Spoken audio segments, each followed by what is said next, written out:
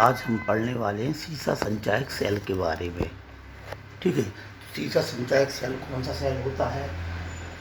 यह द्वितीयक सेल होता है, मतलब वह सेल जिसमें रासायनिक अभिक्रियाएं कैसी होती हैं, उत्क्रमणीय, मतलब अभिकारक से उत्पाद बन जाए और उत्पाद पुनः अभिकारक में बदल जाए, उत्क्रमणीय रासायनिक अभिक्रियाएं होती हैं। ठीक है, तो ये द्वितीयक सेल का उदाहरण है सीसा संचायक सेल, और इसे अम्लीय सेल भी कहते हैं। अम्लीय सेल क्यों कहते हैं? क्योंकि इसमें जो विद्युत अपघट्ट भरा होता है वो अम्ल होता है, सल्फ्यूरिक एसिड। ठीक है, अम्ल, इसलिए इसे अम्लीय सेल भी कहते हैं। ठीक है, अब इसमें इलेक्ट्रोड काय के होते हैं? इसका दूसरा नाम सीसा संचायक सेल, सीसा धातु। तो सीसा धातु लीड के एनोड कैथोड होते हैं, धनसरा और ऋणसरा दोनों। ठीक है, और ये होता है प्लास्टिक का पात्र। काय का पात्र होता है? प्लास्टिक का पात्र होता है, और जिसमें क्या लगी होती है? जाली लगी होती है, जाली। और इसमें कोई पदार्थ भरा होता है, लेड ऑक्साइड PbO। क्या भरा होता है? PbO का पदार्थ भरा होता है पेस्ट के रूप में इसमें, जालियों में।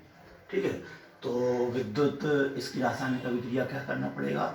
विद्युत अपघट्ट का विद्युत अपघटन कराना पड़ेगा। विद्युत अपघट्ट का विद्युत अपघटन। तो अब विद्युत अपघट्ट इसमें क्या है? Sulphuric acid. तो इसका विद्युत अपघटन कैसे होगा? तो हमें जानते हैं 2H+ आयन होता है और सल्फेट -2 आयन होता है। इस टाइप से दो भाग में डिवाइड हो जाएगा, और एक आयन होगा विद्युत अपघट्ट इसमें है अंदर, तो इसके भीतर ही हो रहा है, दो भाग में डिवाइड हो गया। अब ये चूंकि काय में भरा होता है, जालियों में क्या भरा है? इलेक्ट्रोडों पर। जालियों पर मतलब इलेक्ट्रोडों पर क्या भरा है? इलेक्ट्रोडों पर PbO भरा होता है। PbO का पेस्ट भरा होता है, पेस्ट भरा होता है। ठीक है, तो ये क्या करेगा? PbO काय से क्रिया कर लेगा? ये जो विद्युत अपघट्ट है उसी के पास है, तो उससे क्रिया कर लेगा सल्फ्यूरिक एसिड से। ठीक है, तो क्या बन जाएगा ये देखें, H2 यहाँ से निकलेगा और O यहाँ से निकल जाएगा। तो क्या निकल जाएगा? H2O। तो क्या बचेगा? PbSO4। PbSO4 निकल जाएगा और बचेगा क्या? H2O। इसका मतलब क्या है? इलेक्ट्रोडों पर जो लेड ऑक्साइड था, ये क्या बन जाएगा? लेड सल्फेट बन जाएगा। मतलब इलेक्ट्रोडों पर क्या पदार्थ बन गया? इलेक्ट्रोड पर ये पदार्थ बन जाता है, लेड सल्फेट जमा हो जाता है।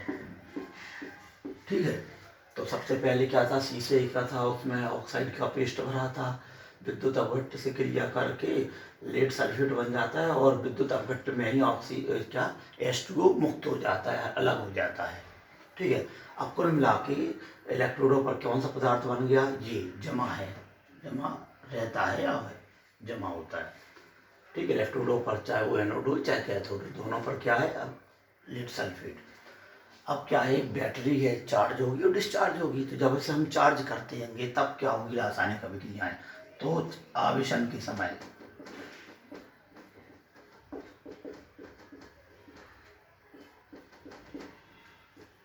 तो आवेशन के समय देखो क्या होना है, जब चार्ज करेंगे, एट चार्जिंग, आवेश करते समय तो दूसरे होंगे, एक एनोड होगा प्लस और एक होगा कैथोड माइनस।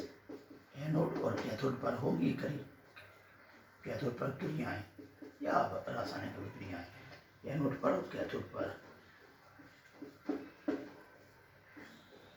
ठीक है, तो अब इलेक्ट्रोडों पर क्या पदार्थ जमा है? हमने देखा ये विद्युत अपघटन की क्रिया हो चुकी थी, तो दोनों पर कौन सा पदार्थ था? PbSO4। चाहे वो एनोड हो और चाहे कैथोड हो, दोनों पर कौन सा पदार्थ भरा है? PbSO4। ये पदार्थ है, ये क्रिया करेंगे। ठीक है, तो जब इसे चार्ज कर रहे हैं, मतलब इस बैटरी को जब विद्युत से आवेश दे रहे हैं, ले नहीं रहे, दे रहे हैं आवेश, जब चार्ज कर रहे हैं, जब चार्ज करेंगे तो विद्युत का कनेक्शन लगाना पड़ेगा। तो जो सिरा धन होगा, एक सिरा ऋण होगा। पहले ये डिस्चार्ज है, अभी क्या कर रहे हैं? इसे आवेशित कर रहे हैं, चार्ज कर रहे हैं, तो धन सिरा लगाया जाएगा, धन सिरा लगाया जा रहा है। ठीक है, जब धन सिरा लगाया जाएगा तो विद्युत अपघट्ट कौन सा है? ये तो धन सिरा जब लगाया जाएगा तो विद्युत अपघट्य जो दो भागों में टूटा था यही गति करता है आयनों के रूप में। तो धन की ओर कौन सा आएगा विद्युत अपघट्य का? ऋणात्मक सिरा SO4-2। धन की ओर कौन आएगा? ऋणात्मक भाग आवेशित करते समय। मतलब बैटरी धन लगाई तो कौन सा भाग आने लगेगा विद्युत अपघट्य का? धन के पास आएगा SO4-2 ऋण वाला भाग, जब आवेश दे रहे हैं। ठीक है, और फिर इसका दो भागों में टूटा तो ये माइनस प्लस पर आ गया, और ये प्लस कहाँ जाएगा? H+, ये ऋण वाले भाग पर जाएगा, तो यहाँ आ जाएगा 2H+ वाला भाग। ठीक, ऐसा कुछ होना है। ठीक है, जब आवेशित करेंगे बैटरी को चार्ज करेंगे तो एनोड पर कौन सा भाग आएगा? धन पर ऋण वाला भाग, क्योंकि धन लगाया है तो ऋण वाला आकर्षित होगा, और ऋण वाले पर कौन सा होगा? धन वाला भाग। ठीक है, तो ये अभिक्रियाएं होनी है। अब क्या होता है कि एनोड पर क्या होता है? धातु का ऑक्साइड जमा होता है, ये याद करना पड़ेगा। धातु का ऑक्साइड जमा हो जाता है। धातु का ऑक्साइड मतलब धात्विक ऑक्साइड या लेड ऑक्साइड है, ये धात्विक ऑक्साइड, ये जमा होता है। ठीक है, अब यहाँ PbO आ गया है। अब चूंकि यहाँ O है ही नहीं, O नहीं है तो कुछ क्रिया करानी पड़ेगी। जैसे विद्युत अपघट्य में कुछ मात्रा में सल्फ्यूरिक एसिड भरा है, बाकी तो पानी भरा है, तो O लाने के लिए ऑक्सीजन की जरूरत पड़ेगी इसकी। ठीक है, मतलब ऑक्सीजन की क्रिया करानी पड़ेगी, तो ऑक्सीजन ही आ गया। ठीक है, अब एक SO4 ये है, एक SO4 ये है, तो दो SO4 है कि हो रहेंगे। SO4 कितने हैं? 2। ठीक है, तो दो हाइड्रोजन भी हैं, तो H2 हो गए, H2 SO4, ऐसा कुछ पदार्थ बनेगा। SO4 ये 2 हो गए, तो ये 2 बाहर लिख देंगे। और क्या करना है हमें?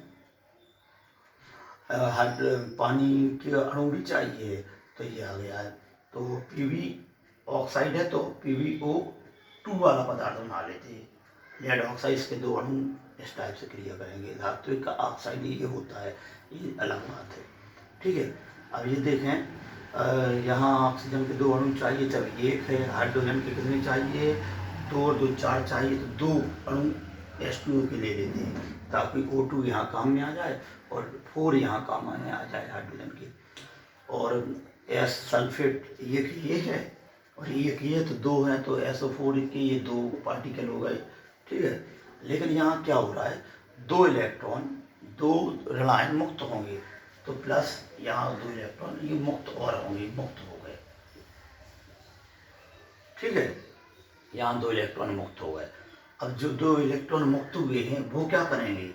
इस वाली अभिक्रिया में भाग लेंगे। तो यहाँ धन है, यहाँ ऋण की अधिकता थी, ये बाहर मुक्त हो गए। अब यहाँ धन है, मतलब ऋण की कमी है, तो वो जो 2 इलेक्ट्रॉन मुक्त हुए हैं, या तो इस अभिक्रिया पर लिख दें या इसके साथ जोड़ दें, वो 2 इलेक्ट्रॉन इससे क्रिया कर लेंगे, तो हाइड्रोजन प्लस और माइनस मिलकर उदासीन हो जाएंगे। अब कैथोड पर क्या होता है? कैथोड पर ऋणात्मक है, ऋण वाला भाग कौन होता है? धातु। तो ये धातु मुक्त हो जाती, Pb सीसा धातु यहाँ मुक्त हो जाती, सीसा धातु। ठीक है, और प्लस माइनस में लिखिए उदासीन हो गए, मतलब H2 बचे हैं और SO4 है, तो यहाँ क्या बचेगा? H2SO4, ये इससे क्रिया कर लेगा। प्लस माइनस में लिखिए, आयना प्लस माइनस करके हटा दीजिए, उदासीन हो गए, तो H2SO4 वो बन जाता है। कुल मिला के क्या हुआ? जब आवेश कर रहे हैं तो एनोड पर ऋण वाला भाग आया और धातु का ऑक्साइड O2 बनाना है, O नहीं, O पहले था, O2 बनाना है, तो O लाने के लिए H2O विद्युत अपघट्य के जल के कुछ कण भाग ले लेते हैं, तो O2 यहाँ काम में आ गया। अब सल्फेट 2 हैं, तो उसके लिए H2SO4 सल्फेट अम्ल बनता है, तो H2 यहाँ काम में आ जाता है। ठीक है, तो धात्विक ऑक्साइड और सल्फ्यूरिक अम्ल बन जाता है, यहाँ सल्फ्यूरिक एसिड बन जाता है अम्ल। ठीक है, तो चार्जिंग के समय ये अभिक्रियाएं होती हैं। मतलब कैथोड पर अब क्या बन गया? पहले सल्फेट था, एनोड पर लेड का ऑक्साइड O2 बन गया, और एनोड पर तो कैथोड पर धातु जमा हो गई। धातु है तो ये आ गई, मतलब जमा हो गई, जमा होने लगेगी, धातु जमा हो गई। ये कब? ये एट चार्जिंग, जब चार्ज कर रहे हैं। अब जब डिस्चार्ज करेंगे, निरावेश कंडीशन के समय एट डिस्चार्जिंग, जब निरावेशित करेंगे मतलब अब जो बैटरी चार्ज होगी अब इससे करंट ले नहीं है, अब क्या करेंगे करंट ले नहीं पा रहे, निरावेशित करेंगे मतलब करंट लेंगे तो एक धन सिरा होगा एक ऋण सिरा होगा। धन को क्या कहते हैं एनोड कहते हैं और ऋण को कहते हैं कैथोड। ठीक है, तो एनोड पर क्या होना है और कैथोड पर क्या होना है ये देखें आप। अब देखो हमने देखा था कि एनोड पर क्या जमा हो चुका था धातु का ऑक्साइड, तो यही क्रिया करेगा धातु का ऑक्साइड, और कैथोड पर क्या है धातु है तो ये धातु है पीबी। अब ये क्रियाएं करेंगी। ठीक है, अब पहले क्या कहा जा रहा था कि चार्ज कर रहे थे करंट लगा रहे थे तो विद्युत आवर्त का धन पर ऋण वाला भाग आ रहा था, धन पर ऋण वाला भाग आ रहा था और ऋण पर धन वाला भाग आ रहा था आकर्षण के कारण। ठीक है, अब क्या हो रहा है, अब अपन कह रहे हैं कि करंट ले रहे हैं, करंट लेंगे का मतलब क्या है, धन वाला भाग कौन कहलाएगा, जिस पर धन हो का मतलब क्या होगा, हाइड्रोजन आयन प्लस के हो तब तो वो धन वाला कहलाएगा। ऋण वाला भाग कौन सा कहलाएगा, जो ऋण वाले कण आएंगे तो ऋण का कार्य करने लगेंगे। अब यहाँ करंट ले जा रही है, धन वाले भाग पर धन होगा, ऋण वाला भाग होगा तो उसे कैथोड कहेंगे। चार्ज करते समय बाहर से दे रहे थे सप्लाई तो उल्टा हो रहा था कि धन वाले भाग पर ऋण वाला विद्युत आवर्त के ऋण वाला भाग आकर्षित हो रहा था और ऋण पर धन और धन पर ऋण हो रहा था। अब यहाँ क्या हो रहा है, निरावेशित कर रहे हैं तो जो धन कह रहा है तो वहाँ धन होगा, और क्योंकि वो आ चुका है वहाँ धन, और ऋण पर कौन सा आ चुका है ऋण, तभी तो ऋण होगा। अब इससे करंट लेंगे, दे नहीं रहे तो ये क्रियाएं करेंगे। तो यहाँ देखो पहले ऋण वाले में तो यहाँ क्या हो जाएगा, पीबी और SO4 है तो ये PbSO4 बन जाएगा। यहाँ क्या होगा, दो ऋणायनों की अधिकता है या इलेक्ट्रॉनों की, तो ये मुक्त हो जाएंगे। ये कैसे हो गए, मुक्त हो गए, ये दो इलेक्ट्रॉन मुक्त हुए तो ये यहाँ कमी थी तो यहाँ इस क्रिया में भाग ले लेते हैं 2 इलेक्ट्रॉन। ठीक है, तो यहाँ का क्या बन जाएगा, यहाँ पहले कौन सा पदार्थ था, जो इलेक्ट्रोडों पर PbSO4 जमा हो चुका था, सबसे पहले वही क्रिया की तो ऑक्साइड और धातु बन गई। अब तो जो अभिक्रिया होने के बाद कौन सा पदार्थ बनता है, वो ही पदार्थ लेड सल्फेट जो पहले जमा हो चुका था वही पदार्थ फिर बन जाता है। और यहाँ क्या बन जाता है, जो सबसे पहले पदार्थ था मतलब PbO, एक ऑक्सीजन यहाँ का और हाइड्रोजन यहाँ है, तो हाइड्रोजन के 2 अणु हैं और एक ऑक्सीजन का, तो H2O बन जाता है। ठीक है, और प्लस माइनस मिलकर उदासीन आयनों की कमी थी तो इलेक्ट्रॉन ने दे दी, 2 है 2 वैलेंस बन गए। तो यहाँ वही पदार्थ जो पहले भरा था वही बन जाता है, और इलेक्ट्रोडों पर आखिरी में क्या जमा हो गया था, जो जमा था वही फिर बन गया। इसका मतलब क्या है, जब डिस्चार्जिंग की अभिक्रिया हो रही थी तो वो पदार्थ जो पहले थे नए पदार्थ बन गए, फिर उन पदार्थों ने क्रिया करी और वही पदार्थ बना लिए जो पहले थे। मतलब चार्जिंग के बाद डिस्चार्जिंग हुआ फिर वही पदार्थ बन गए, डिस्चार्जिंग के बाद जो पहले की स्थिति थी, ये सल्फेट बन गया, ये लेड का ऑक्साइड बन गया। तो अब क्या होगा, अब फिर से चार्ज करेंगे तो फिर ये अभिक्रिया फिर चलने लगेगी। जो अभिकारक था वो उत्पाद में बन गया, उत्पाद फिर क्या में बन गया, अभिकारक में बन गया। मतलब यह क्रिया कौन सी होने लगी, रिवर्सिबल उत्क्रमणीय है। ठीक है, तो ये क्रियाएं चलती रहती हैं बार बार, यही पदार्थ फिर बन गया, ये फिर ये क्रिया फिर चार्ज करेंगे फिर डिस्चार्ज करेंगे, ये प्रक्रिया चलती रहेगी। तो इसकी संचयक सेल की रासायनिक अभिक्रिया हो गई। अब इसका विद्युत वाहक बल क्या होता है, इसका विद्युत वाहक बल होता है लगभग E कहते हैं इलेक्ट्रोमोटिव फोर्स, ये होता है लगभग 2.2 वोल्ट या इलेक्ट्रॉन वोल्ट। ठीक है, और ज़्यादातर होता था कितना 1.5 वोल्ट होता है, इसका ज़्यादा है, मतलब थोड़ा काम का है ज़्यादा। विद्युत वाहक बल 2.2 वोल्ट होता है, लेकिन इसमें कमी ये है कि इसे 1.8 वोल्ट से कम तक निरावेशित कर दिया जाए, यानी कि 2.2 से 2.1, 2, 1.9, 1.8 यहाँ तक तो डिस्चार्ज किया जा सकता है। इससे कम पर डिस्चार्ज कर दिया जाए और कम कर दिया जाए, इसका वोल्टेज 1 जैसे 5 कर दिया जाए तो ये खराब हो जाता है। या सही काम नहीं करता। ये इसकी कमी है, ये इसका विद्युत वाहक बल है, ये इसकी रासायनिक अभिक्रिया है। अभिकारक से उत्पाद बन गए, उत्पाद से फिर अभिकारक बन गए, मतलब यह उत्क्रमणीय अभिक्रियाएं होती रहती हैं।